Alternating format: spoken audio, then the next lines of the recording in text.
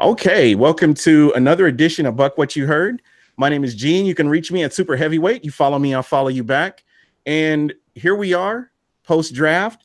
Everybody's got their sanity. No more mock drafts until next year. Thank goodness. We can put those mock drafts away and get ready for camp, as camp is just right around the corner. Can you guys feel it? I know I can. Tonight, a special guest, Tom from Tampa. I almost said Tampa Tribune, Tampa Bay Times. Sorry. I'm so used to the Tribune. I'm sorry.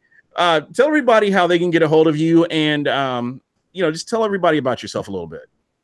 I'm well, as you said, from the Tampa Bay Times. I do a lot of work covering the Bucs from like a sports data perspective. The best way to reach me is at Tometrics. That's on Twitter. And that's TOMETRICS. All right. And as usual, the general manager of Buc What You Heard, Michael Pless. How you doing tonight?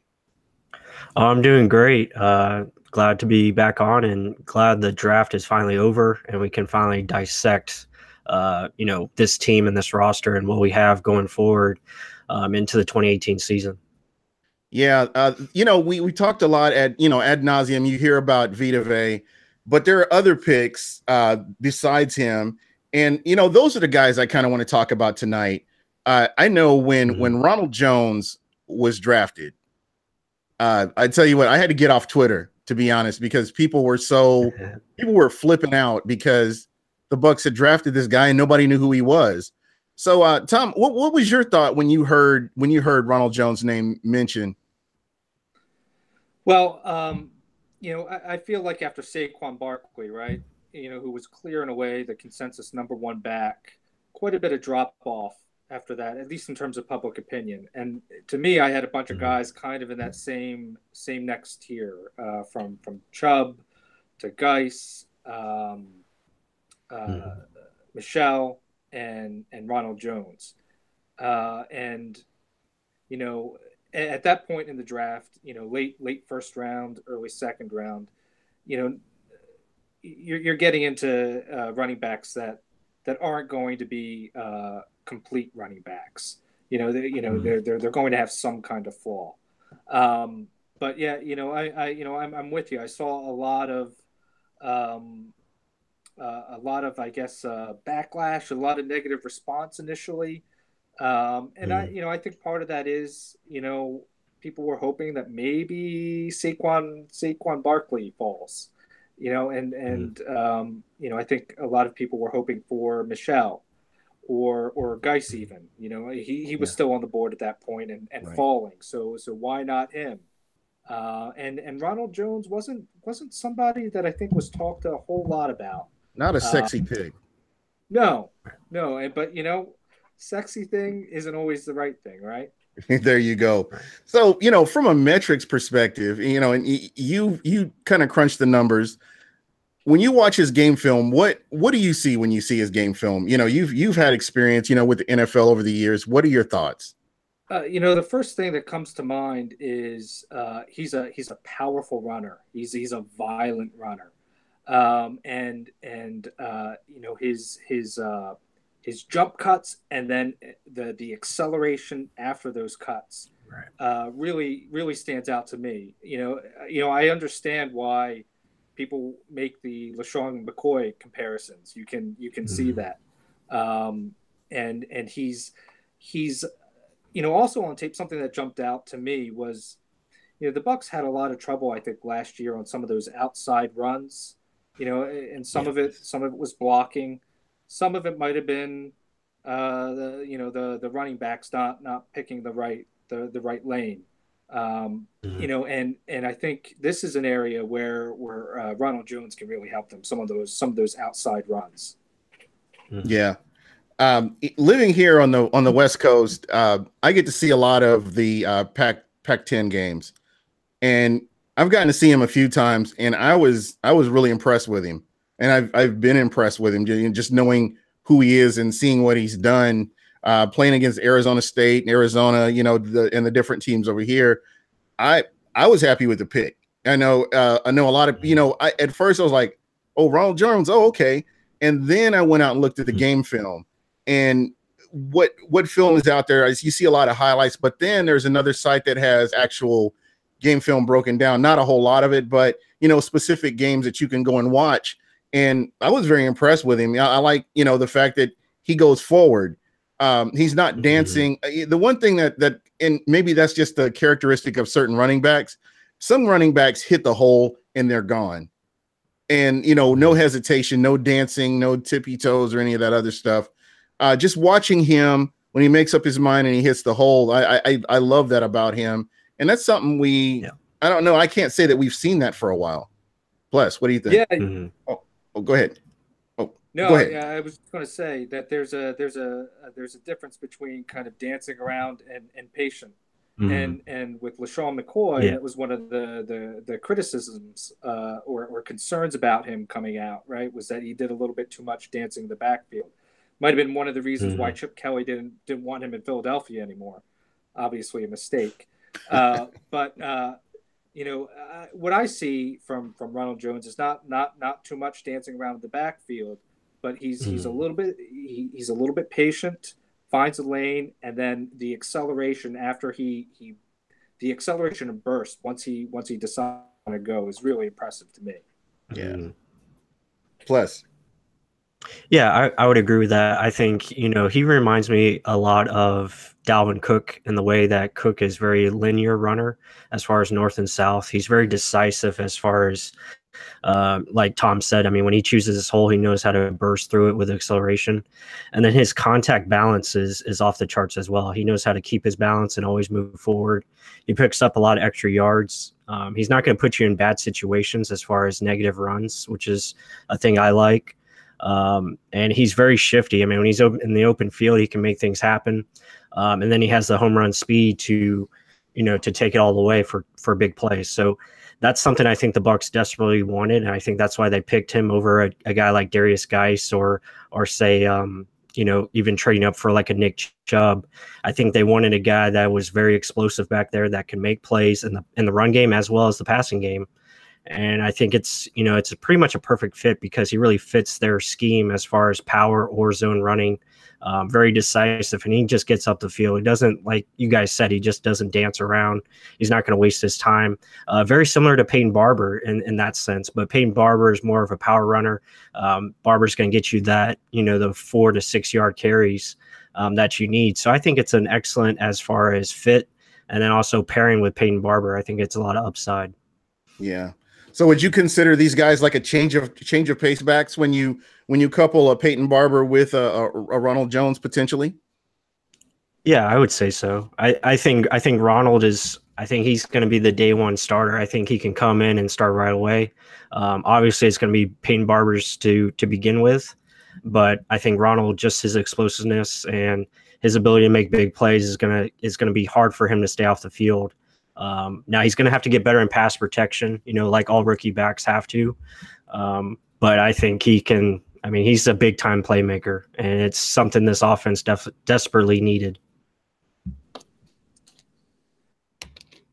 I think the Bucs have every intention of giving him a shot at the starting job.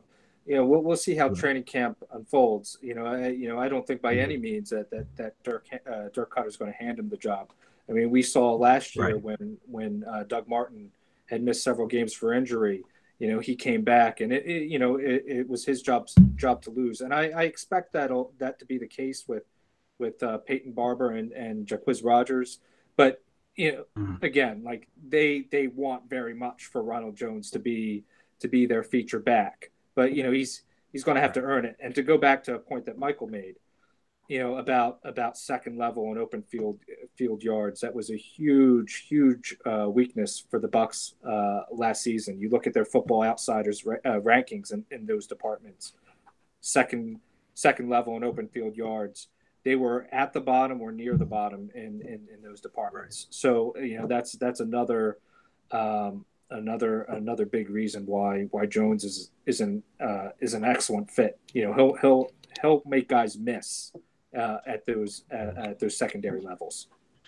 So I guess my next question is, I think, and let me start by saying that I'm glad to have a running game, or they have addressed somewhat the running game. I think it's going to help Jameis Winston with the passing game, with the play action. I think it's, personally on paper, it looks like it's a great fit. And I think that's what's been missing over the past couple of seasons is having that home run running back, somebody that can just potentially break that big play, and it keeps the defense honest. And it with all the other weapons that the Bucs have, I think it just adds another dimension to this team. Yeah, absolutely. That this is an offense where they want to run play action, right? And I don't have the numbers in front of me right now, but I believe that there was a decline last year in the effectiveness of their play action game. And it's when you're playing from behind, you can't run play action all that much. That's a big part of it. But also, of course, when you don't have the blocking, you don't have the running back, you're not going to be able to run that play action as much as you'd like to. And I have to ask you, throughout the draft, one thing that I've noticed about a lot of these players, except for players like later on in the draft, is you don't see a lot about injuries. I think the players that were brought in have been very healthy. I know the one glaring thing that sticks out to me over the past 2 seasons is the number of injuries. Players that have free agents that have come in, even some of the players that have been drafted. Injuries played a big part, and I think that's kind of hamstrung the Bucs at times where you need those players out there producing, and when they're on the sidelines, that's kind of a problem. I look at a lot of the players that's the first thing that I looked at when I started looking at some of these guys that we drafted was the fact that they've played the majority of the snaps or the majority of the time they were in college. So to me, that's very promising, kind of going into the NFL. I know the NFL is a different animal, but at the same time, I think that's very important too, is players that can stay healthy. Yeah, absolutely. I mean, it hurt to not have Doug Martin on the field, in 2016 and 2017. I know the yards per carry numbers weren't there, but when you're down to your second and your third and maybe your fourth running backs, not a recipe for success. Yeah, and on top of that, you look at the defensive side of the ball. When you had Ayers out, when you had Baker out, you lose Noah Spence, and just the number of players that they had to rotate in and kind of band-aid together to come up with any kind of defensive line. It makes me, I'm happy that they were taking that into consideration, that these players are able to stay on the field and stay healthy. Mike. Yeah, absolutely. I mean, you look at what, the theme of this offseason has been, it's been toughness. They're adding more nasty players. I mean, frankly, they were pretty much soft last year. They got pushed around up front way too many times. Guys were on the ground. Running backs had wide open running lanes to go through.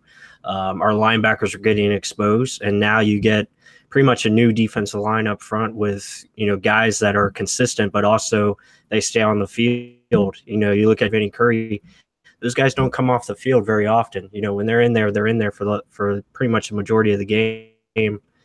Same thing with both Mitch Unrein, pretty durable players throughout their career.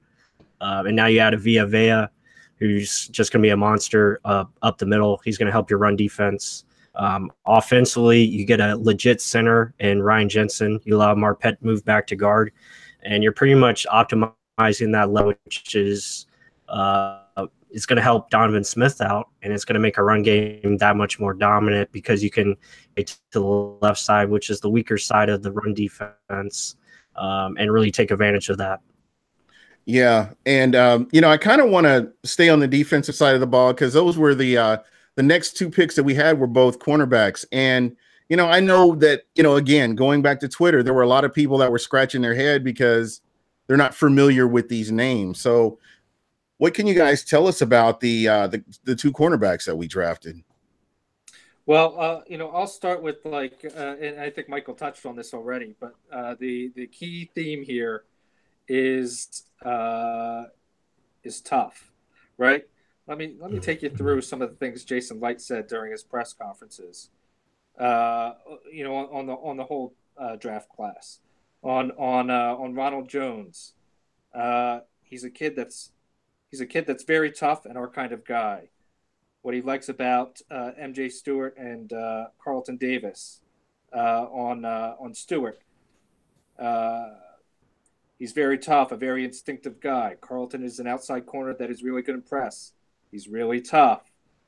And again on Davis, he's a very competitive guy, very tough guy. Dirk Cutter, he's a tough guy. He can run and he's long. Light on Jordan Whitehead, he is tough, and he plays like he loves it. So I think Michael touched on this a little bit when he talked about were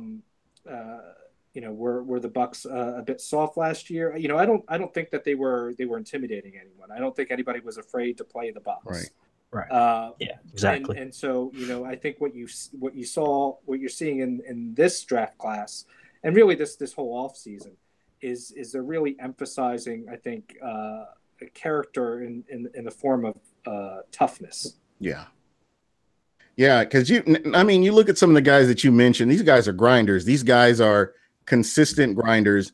And what I like about this, and I think Mike, I don't know if you mentioned this earlier on, but when you have this rotation that you do, you had guys like Mitch Unrein and Bo Allen, who were like rotational guys, and now they're not expected to have to step in there and be starters. You got guys that can rotate and they can continue to play at a high level, just based on that. So I'm excited for this defensive line. I think that they've made a push to better this line. I haven't even talked about Jason Pierre-Paul and the fact that we had the Bucs had no edge rush whatsoever. I mean, if we go back to this time last year, you're looking at Noah Spence on one side and goodness, I forgot his name. Who's the guy on the other side that ended up injury? Couldn't it'd be Robert Ayers? It'd be Robert Ayers. Robert Ayers. Robert Ayers was on one side, and then the other side, Jacque Smith. Mm-hmm. And he didn't fully recover from that injury, and so he ended up getting cut.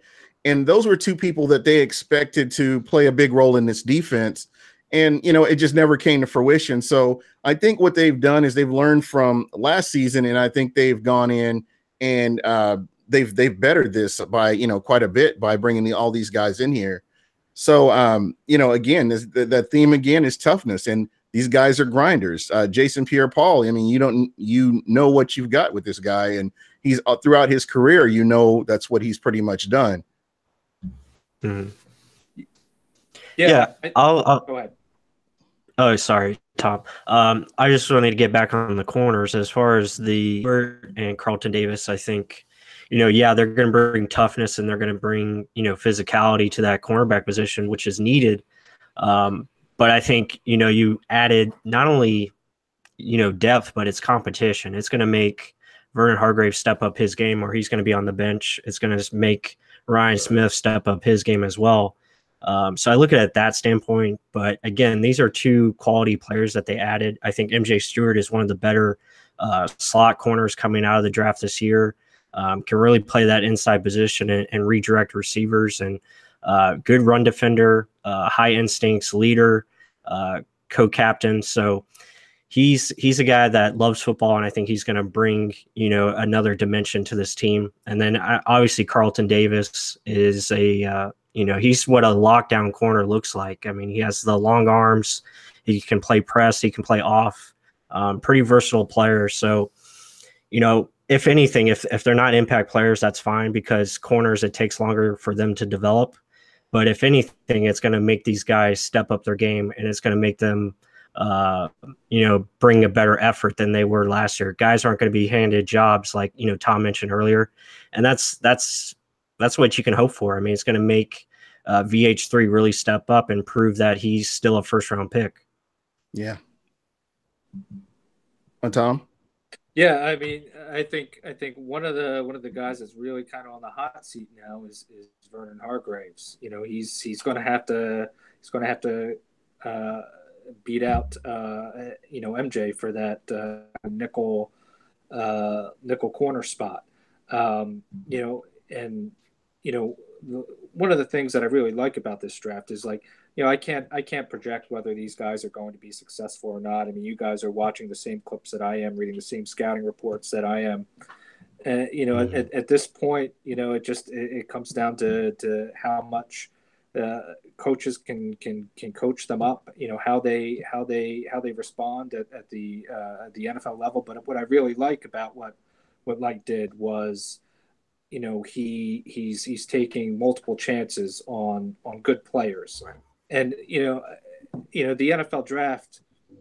A lot of these guys bust. A lot of these guys don't work out. And or they don't turn out to be what you thought they were going to be. And the only way to kind of get around that is take multiple chances on guys and create competition.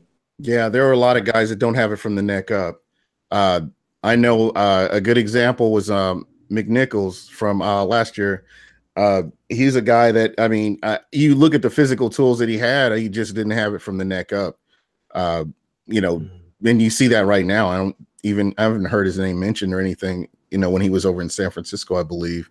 But just good examples like that. And you're right. I mean, no draft is going to be perfect, but there were a lot of needs, and it looks like Jason Light hit on a lot of needs that the Bucs had.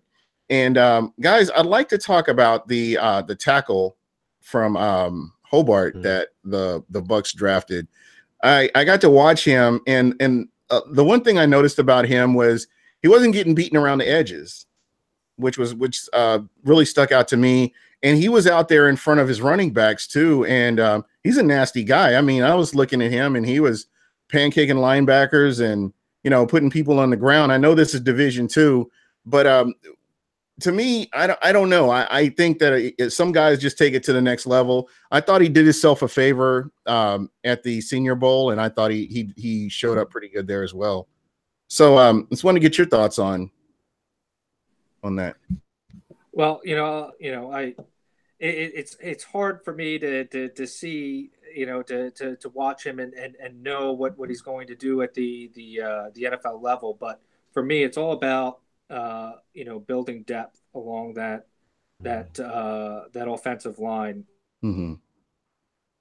I feel like in past years, and maybe this is a product of what Jason Light inherited. Humboldt State. Thank you, TB. Yeah, maybe some of this was a product of what Jason Light inherited, and it wasn't very much. There wasn't very much top level talent, and there wasn't very much depth when he came in 2014. But what we're seeing now, I think, is the Bucs building those second line behind that starting line, and creating some competition. Last year, I can't recall them bringing anybody in for the offensive line. Correct me if I'm wrong. And same thing with the defensive line. Counting on Jacquez Smith coming back from injury, counting on Noah Spence coming back from injury, counting on an aging Robert Ayers to maintain his level of production. And I think Robert Ayers was a productive player, but at some point, I think he's turning 33, 34 this year. You got to have, things are going to go wrong during your season, injuries or decline. And you've got to have guys who can step in, and they just didn't last year. So that's why, I like that they went up and they got Kappa in the third round. Plus. Yeah, I would agree with that. I thought it was a wise move to go back up there and use one of your fourth round picks that you picked up and, go get your guy.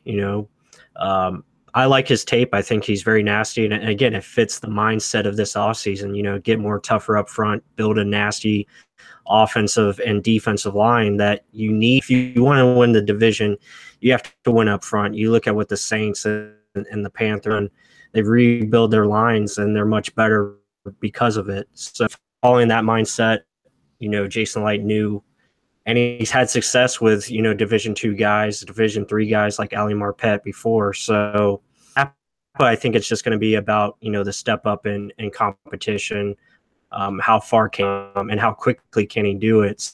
So said, it's adding depth, and that's what this team needs, especially on the lines. And him being able to play tackle or guard, I think they're going to start tackle and probably move him inside to right guard, more natural fit. He doesn't have the long arms that you want out of a tackle, but as far as, demeanor and physicality, I mean, he's everything you want as far as offensive lineman. Yeah.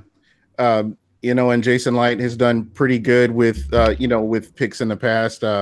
Caleb Beninock, and, I know they're not starters, but they're able to come in and contribute. Kevin Pamfield, late in another late round pick. And so, I'm hoping that, this guy again can come in and contribute as well. I want to kind of jump over to this, to the next draft pick, Jordan Whitehead. He's somebody I've heard a lot of people really excited about him. Again, now this is one of those picks that I'm not real familiar with him. So you guys are going to have to help me out here. Can I? Yeah, go ahead. Yeah, this one is probably my favorite pick out of the draft. I love Jordan Whitehead. I love his aggressive nature. He kind of reminds me of Justin Evans. He's very similar as far as that standpoint. They're not real big guys, but they play like defensive. They pretty much are corners playing safety back there. And I just like the mindset that they bring in the run game, can make plays coming downhill. Again, both of them still need to learn how to play in zone coverage, how to learn where or anticipate at times. But again, that comes with coaching. I thought Justin Evans made a big step in this, and I expect Jordan Whitehead to do the same. But I'm very excited about how he plays. I put up a few clips of him up on my Twitter at Real Bucs Talk. I mean, the guy just has it all. Very good instincts. And I just like him as a player. Again, smaller in stature, only about 5'10", 5'11". But, I mean, he'll come up and hit you. He's not afraid.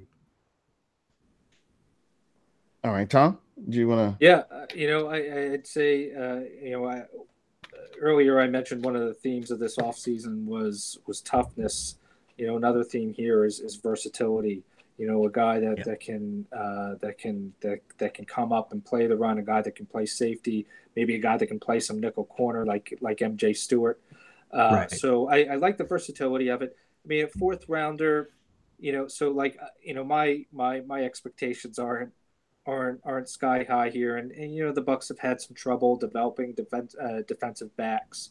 So we'll see. But again, I like that they went out and they didn't just try to get one defensive back. They went out and they got three, and to add to what they already have. I mean, because when you think about a draft, I'm not so much looking for. I think sometimes people their expectations are a little high for year one. But I really think of a draft as kind of a window into a team's thinking, right? Mm-hmm. This isn't so much. I mean, obviously they need secondary help, but this to me is just about as much as what's coming down the line.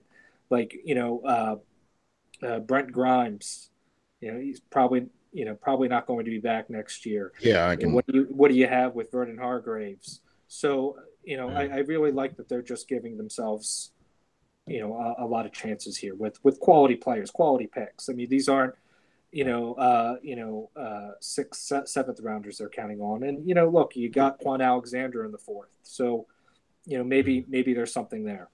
Yeah, absolutely. And for me, my thing is I'm just going to kind of sit back and watch.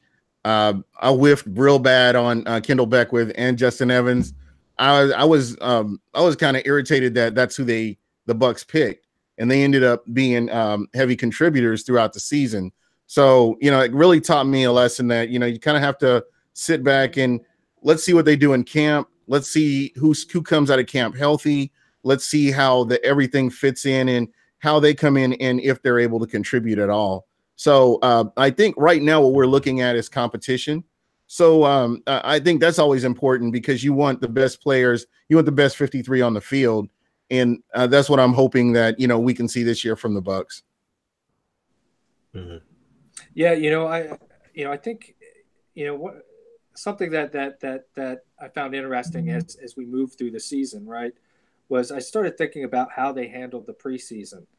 And a lot of guys, they sat a lot of their starters. Didn't chance anything. If you remember from Hard Knocks, the concern Right. when Grimes went down, and maybe we should have known then that this team had depth issues. I think that's maybe why Cutter was so conservative with some of these guys in the preseason. It's because he knew behind that front line there wasn't a whole lot of depth there.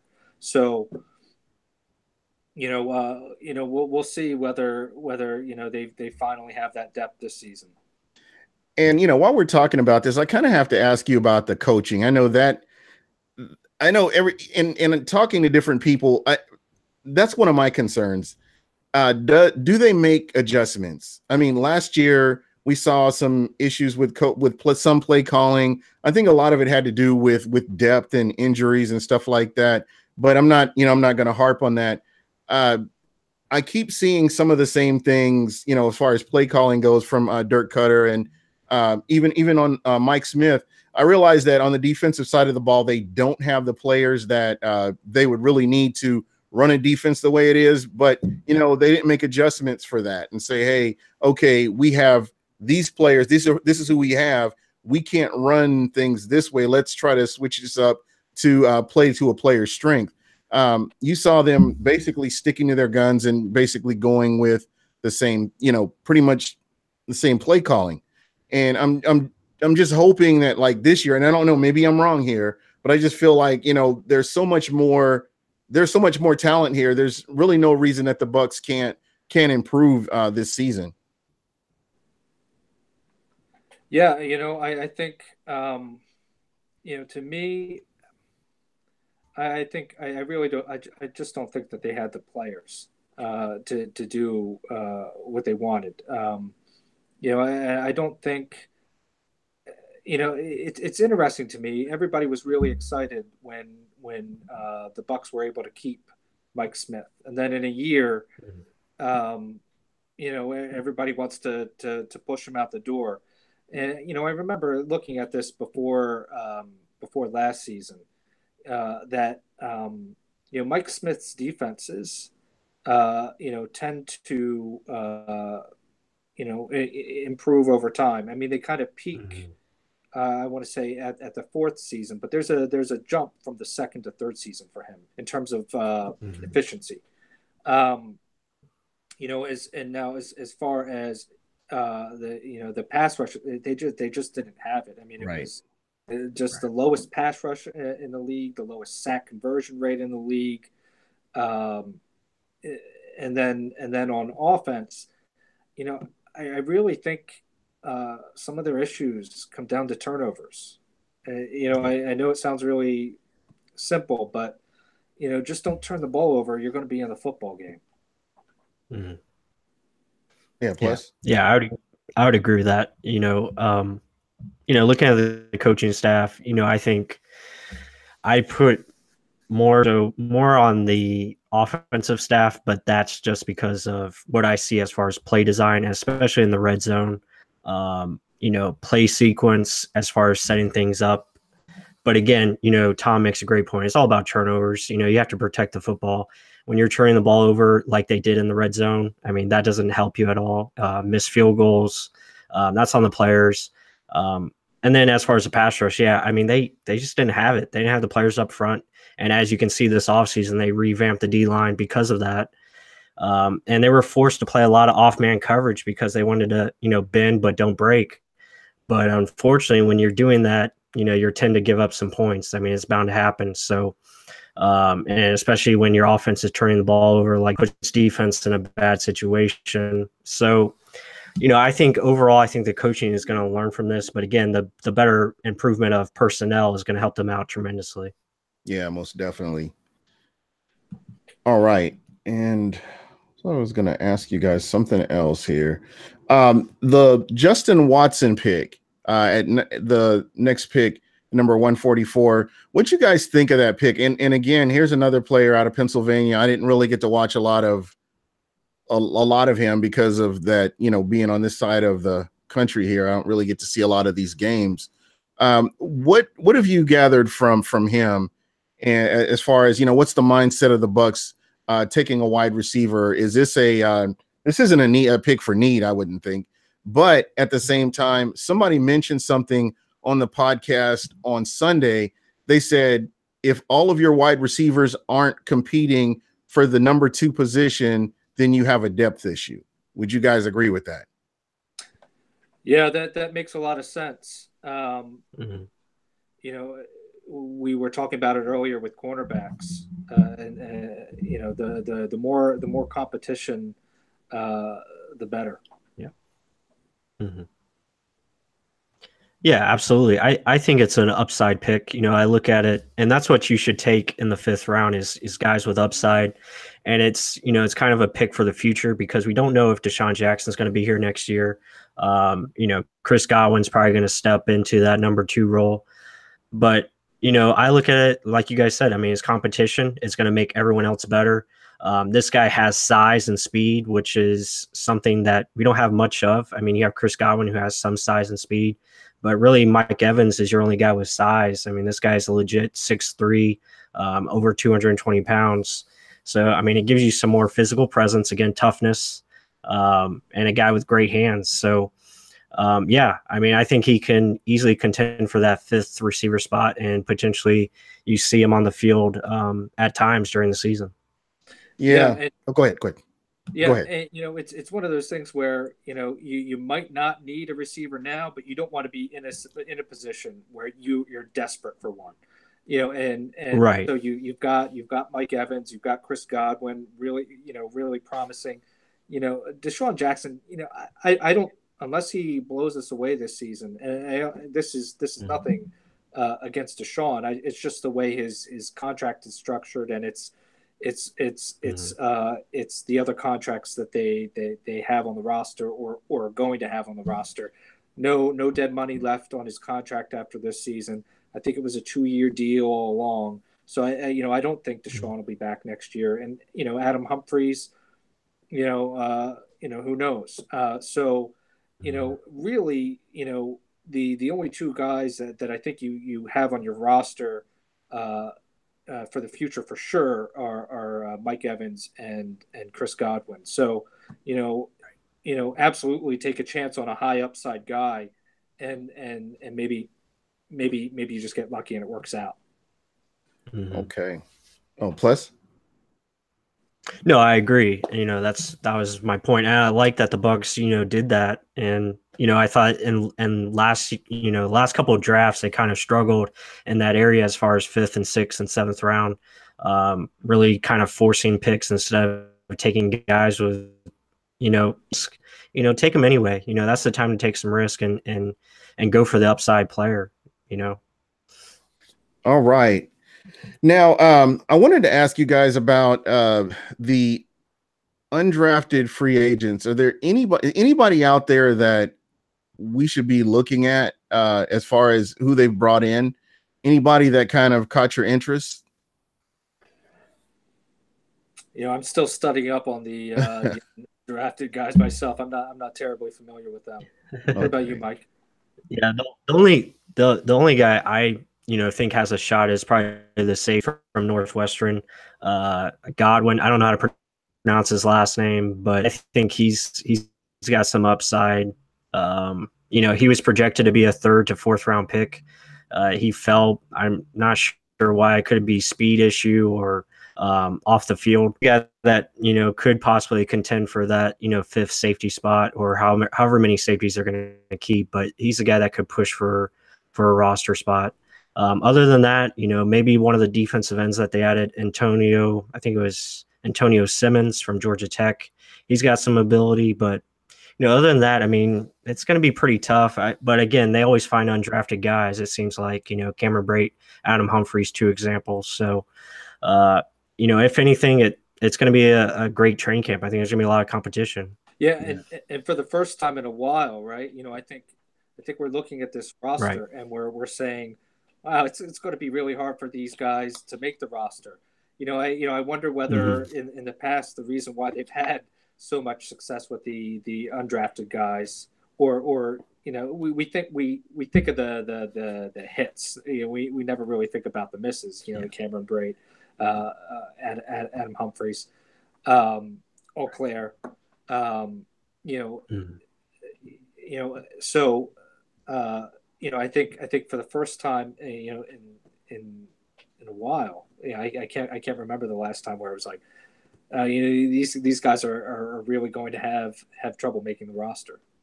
Yeah, exactly. So again, this is just is this more for depth, and you never know. You may find a diamond in the rough. It may happen. It doesn't always happen, but it may happen. Hey, Tom, I told you I was gonna we're getting ready to kind of wrap the show up here. We got another about 10 minutes, 12 minutes here. I wanted to talk to you about this. This is the article that you pretty much put this together, and I love this because love him or hate him, he's a Buc. It pretty much sums up how people feel about Jameis Winston here. Even now, I mean, this was what 2015 was when when you set all that up. But here we are now, and Jameis Winston is just as polarizing as he was back then. I call him a blessing and a curse because there are some things that he does, and I'm like, wow, this guy's amazing. And then there are other things he does, and you're like, what is he doing? But again, I just kind of wanted you had talked about it a little bit, but kind of take us through that particular headline right there. Well, first, you're just so spot on with that assessment of Winston. Sometimes people ask me, well, what do they have? And it's such a hard thing to answer because when you average everything out, right? I think overall he's a good but not yet great quarterback. But right.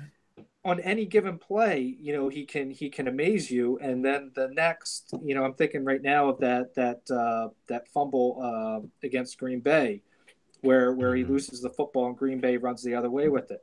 And then that incredible season-ending touchdown pass to Chris Godwin. So he amazes that he horrifies. And going back to that page, even today, he remains maybe the most polarizing athlete in Tampa Bay. I can't think of anyone who comes close. But when we started preparing that front page, maybe about a week or so in advance, and had a pretty good sense that Winston was going to be the pick and not Mariota. I mean, we had Mariota options ready just in case. But we really wanted a front page that kind of captured the tension that everybody was feeling about this. Like, I think some people really wanted to get excited about Winston, but of course, there's the history at Florida State. So we really wanted to capture that feeling, and so that's how we landed on love him or hate him. Now he's a Buc. This is Tampa Bay's guy. Yeah, and again, I like that so much. I had a shirt made. Why aren't you wearing it? I should be. Actually, I'm trying to get it autographed so I can box it up and put it in here. So that's but it was really funny when if you look on Twitter, I'm actually wearing the shirt, and I'm standing next to Old School. When he was here, he was actually here for the Cardinals Bucs game, and I was wearing that shirt, and you mentioned that, and I was like, man, we have got to talk about this because it summed up everything for me about Jameis Winston, because I'm a big Jameis Winston fan, but there are just some things that just dumbfound me that he does. But that's just him. I've watched Brett Favre. Brett Favre used to do crazy stuff where he's falling on the ground and he throws a touchdown pass or something like that. I'm not comparing the two guys. Don't even think I'm comparing the two guys. I'm just saying it's a similar thing. Brett Favre was a blessing and a curse too, where there were times where he could just put the ball on a rope and hit somebody. And then there are other times where he threw the dumbest interceptions and you just like, what are you doing? And that's kind of where I got the idea that he is both a blessing and a curse, because I mean, statistically, you're looking at a guy who could potentially be the leading passer in Bucs history by the end of next season. So he's one of those guys there, but that doesn't equate to wins. I think that's what the fans want. They don't want individual statistics. They want wins. So I'm really hoping that with this draft, with a lot of the moves that were made in the offseason, that this kind of puts him in a better position to show what he can do, because now the floor is his. This is one of those times they exercise his option. So let's see what he can do. And, from there, I have nothing but hope that he can. And, that's kind of where I'm at. Yeah, I think for me, the main thing with Winston, for him to take that next step is to realize his limitations, to accept when a play is over and live to fight another down. I think all the great quarterbacks learned that at some point, except maybe Favre.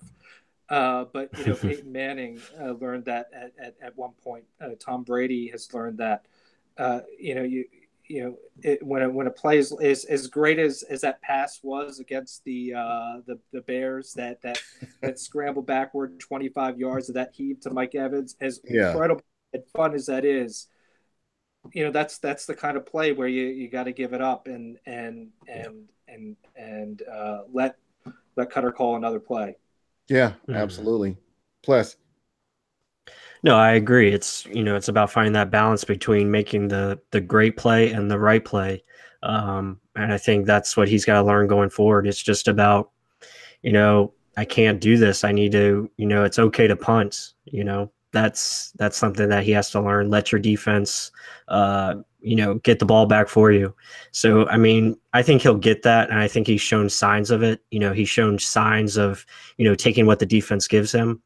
But I think it's just about finding that consistency. And I think he'll get there, because he showed it, speaking of the Packers game last year. I mean, that first drive was perfect. I mean, he was taking what the defense was giving him, checking the ball underneath.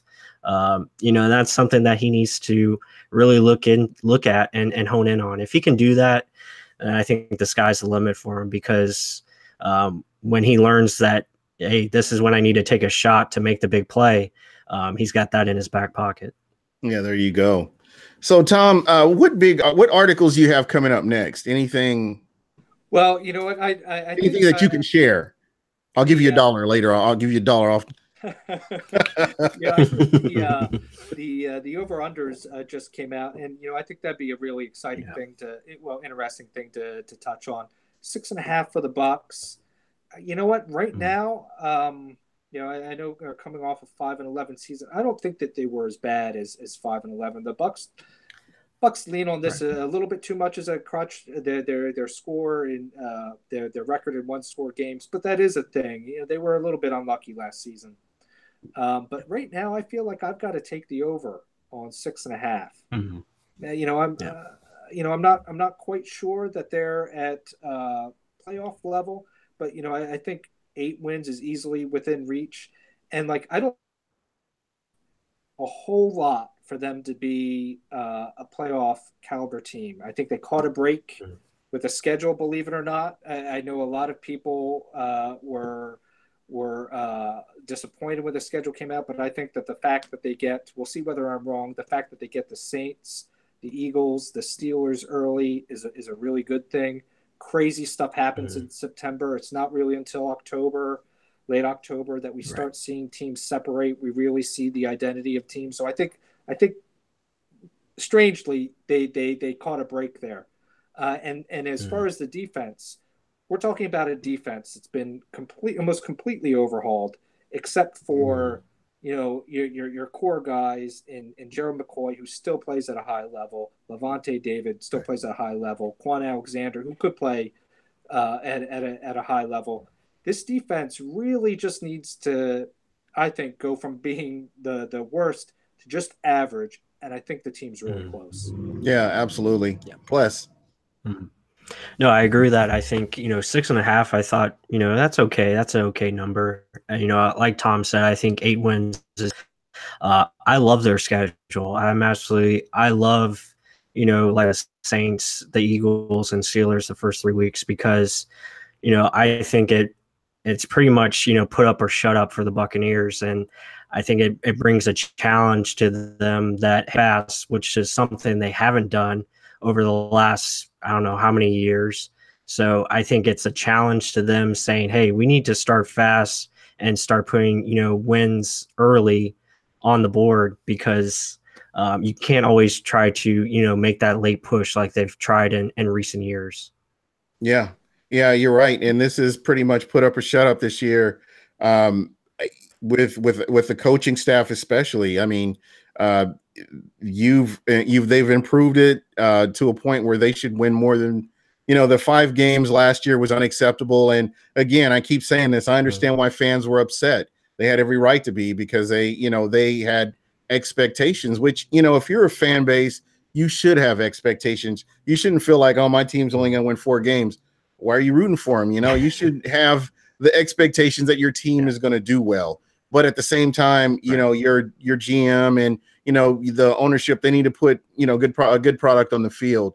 And hopefully, I'm hoping and praying that this is the year where we see that competition in certain positions pays off, and we have the best player on the field, and, it puts us in a position to win. A couple of things that I'll be looking for this year, the red zone offense is going to be huge. I think with, the running game, hopefully they fix the running game. And again, on the defensive side of the ball, getting those 3 and outs. Third down, let's get that opposing offense off the field and give our offense a chance to win these games. I think that's one of the things that was missing last year. We saw it a lot in 2015 when, or 2014 when the Bucs could not get off, the defense couldn't get off the field. They were a liability. So, I mean, right now, I think the Bucs are in a good position on paper to where they've addressed needs, and let's see if they can put it all together. And somebody mentioned Brentson Buckner, and I'm on board. This guy, everything that I've heard about him from Cardinals fans here, they're talking about this guy could be a defensive coordinator in a matter of years because of what he can do with the defensive line, or, in contributing to a defense. Mm-hmm. Yeah. I like Buckner a lot. I think it comes down to, I touched on this a little bit earlier when I was talking about Mike Smith. And then even on offense with the turnovers. I mean, ultimately it comes down to players, and, they should have the players now. I think getting Vinny Curry on that deal, I think that was an excellent deal. I think he's an incredible value there. Now you contrast that with JPP. A third round picks a lot. I realize they recouped a lot of value in the draft, but a third round pick's a lot for a player that's on the downside of his career, and his best days are behind him. Is he elite anymore? Probably not. Can he still play at a high level? We'll see. But as far as Buckner, a lot to like there. And one thing I'll mention is, as we wrap this up, like, we haven't even talked about OJ Howard. OJ Howard was did not step in right away and become the impact player that people were hoping for last year. The talent and the potential is there, no doubt. But when we're talking about the retooling of the offensive line with Ryan Jensen, Ali Marpet moving back to guard, and maybe Kappa coming in, and Beninock as well.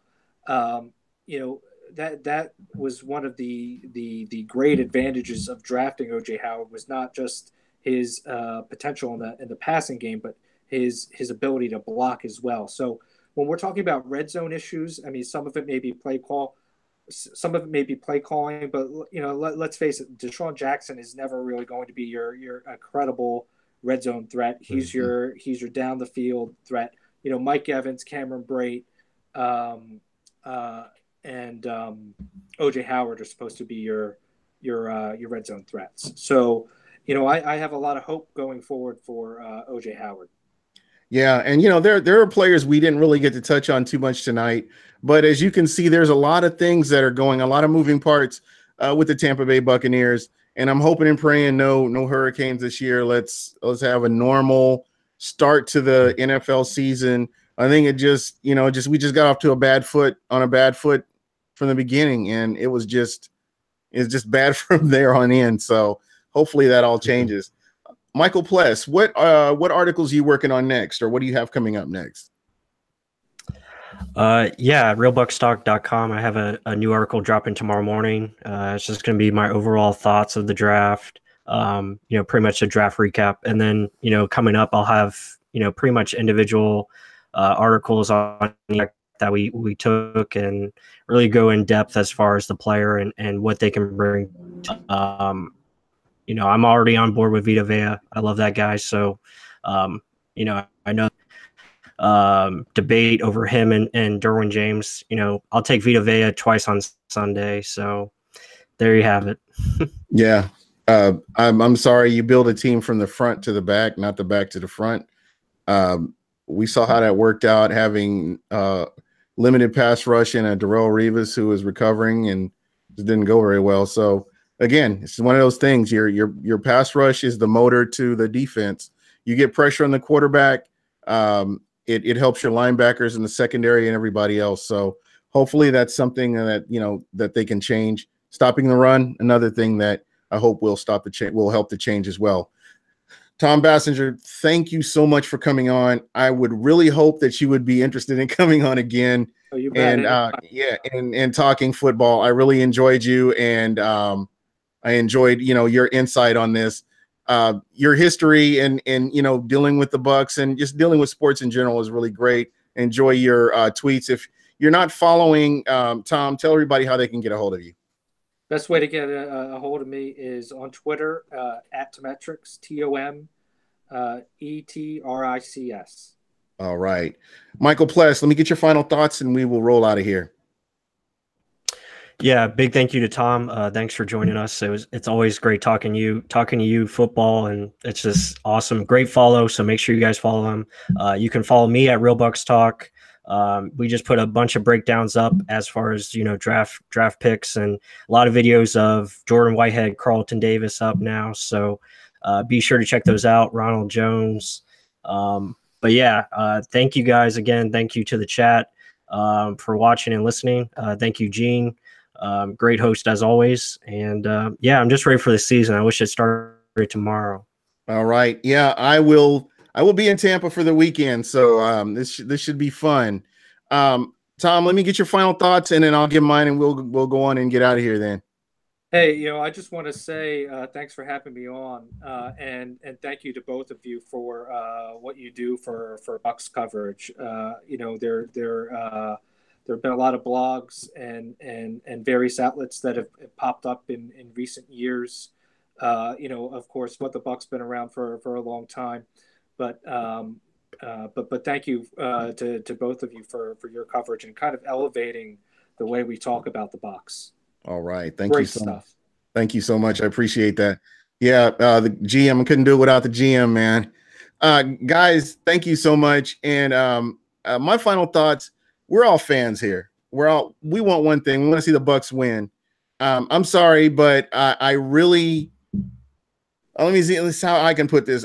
I don't care who's on the field if the Bucs are winning. Let me put it that way. I know some people want their guy, other people want their guy.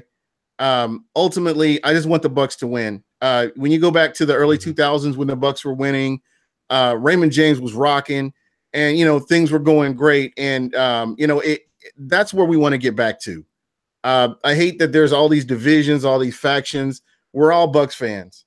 At the end of the day, I mean, you may see me at a What the Buc tailgate.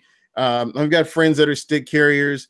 I actually went to the draft party with the Buckaholics who showed up in force here in Arizona. So just all these different groups, great people all together. We just all need to come together and root for this team. And to me, that's what it's all about.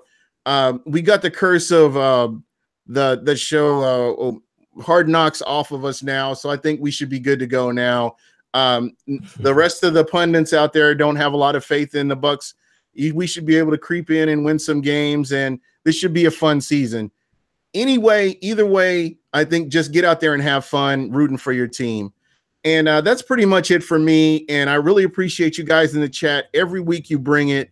And next show I'll focus more on the chat where we can kind of get your thoughts out there. So don't give up. I will get you guys out there.